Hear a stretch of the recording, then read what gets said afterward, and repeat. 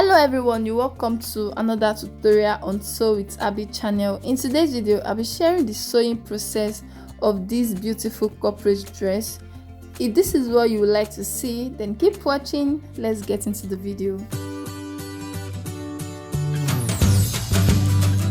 For this dress, I already posted a video of how I went about the pattern drafting of the top and skirt part.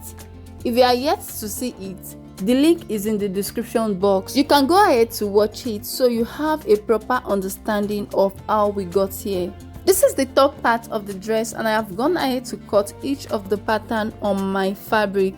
I added half-inch stitching allowance here and here, but for the length I added 1 inch. At the neck area and the shoulder area I added half-inch as well. For the back piece I did the same, half-inch on the neck and the shoulder area and 1 inch for the length. For the center front, I cut it out on fold, but I cut out 2 pieces of the side front and the back. This is the front peplum and I didn't add extra inches to my fabric. I cut out my fabric the exact way I have my pattern, and I cut out double of each shape because I am using the same fabric as the lining. And this is the skirt part of the dress. The front piece is on fold, while I cut out double of the pattern paper for the back piece. And I didn't add stitching allowance because I added it while I was cutting. Now I want to start stitching and I'll be stitching the front piece first. I will notch the underbust of the center front and the side front, then remove the pattern paper. Now I have 3 pieces for the front piece and I want to stitch it together to become one. I'll place the side fronts on the center front, right side facing each other, making sure the underbusts I notched aligns. Then this is how I will stitch it. I'll stitch the other side the same way and come back to show us what I have done. Okay guys, after stitching, this is what you should have. I went ahead to open up the seam and iron it flat. The next thing I want to do is to turn in the neckline, and I'll be using facing for that.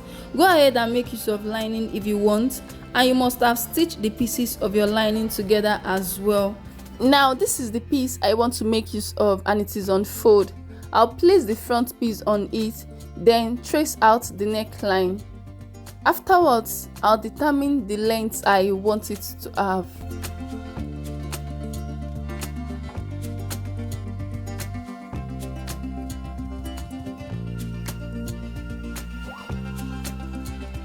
Now that I have my facing, the next thing I want to do is to attach it to the main piece. I'll place it at the neck area, right side facing each other, and I will stitch it like so. For the back piece, I'll be cutting out facing as well, and I'll be cutting it the same way I did the front.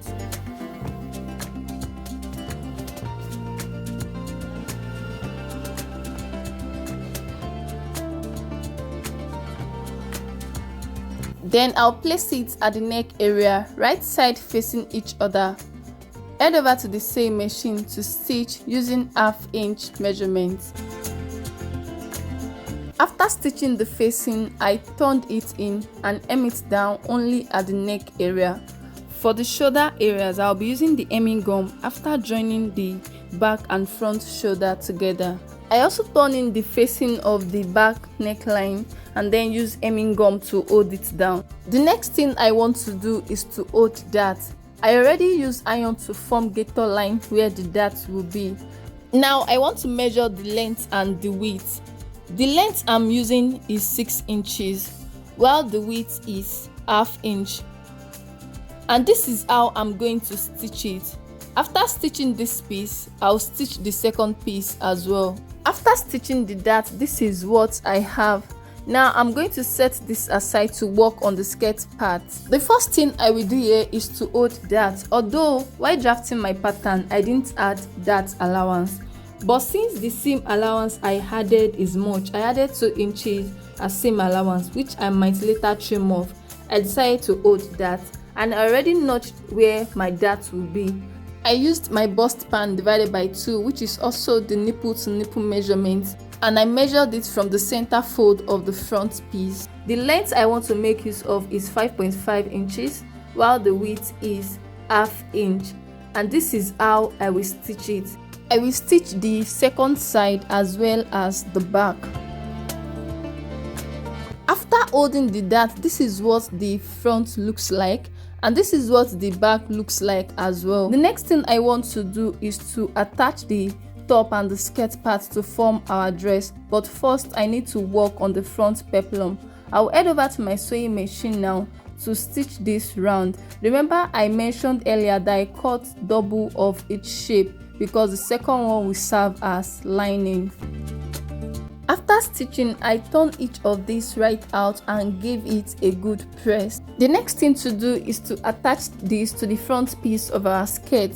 The bigger shape will be on top while the smaller one will be under. The excess here is as a result of the dart allowance I didn't add, and I'll be trimming it off. Then run a loose stitch here to attach the peplum to the skirt. Okay guys, now I can join the top and the skirt together, but then I need to notch the center of each part.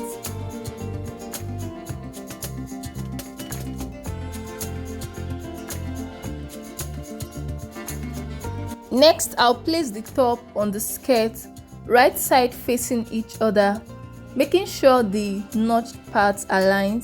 Then I'll be stitching with ½ inch.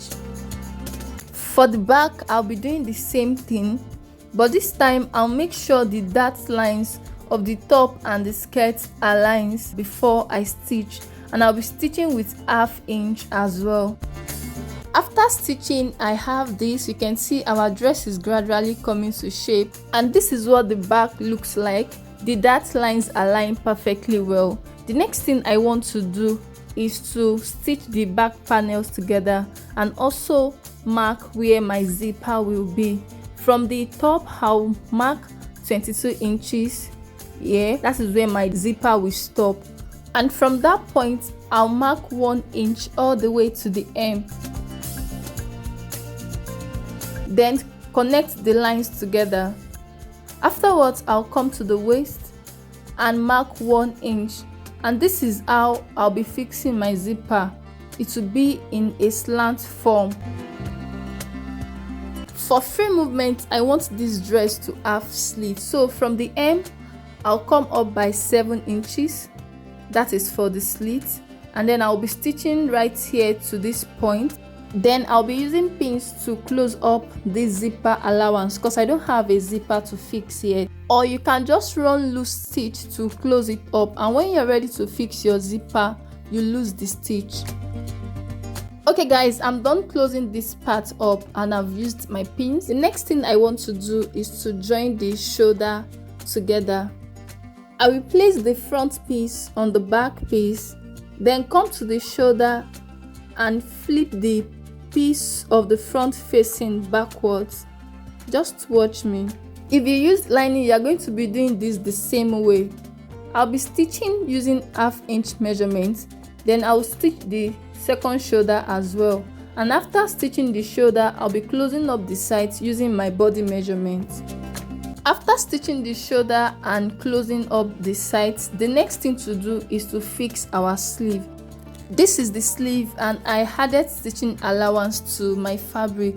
I'll be using the same fabric as lining, and what I want to do now is to use the lining to turn in the hem. I will head over to the sewing machine now to stitch using ½ inch measurements.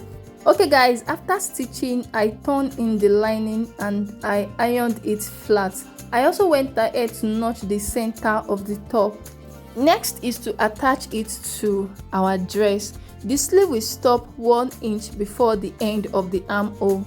You can add extra inch or inches depending on where you want yours to stop, okay? Now I will place the notched part of the sleeve on the shoulder line, like so. Then I'll go ahead to stitch it on both ends and stop exactly where I notched. After stitching this side, I'll stitch the second sleeve the same way. Alright guys, I'm done fixing my sleeves, and the next thing I want to do is to fix my zipper.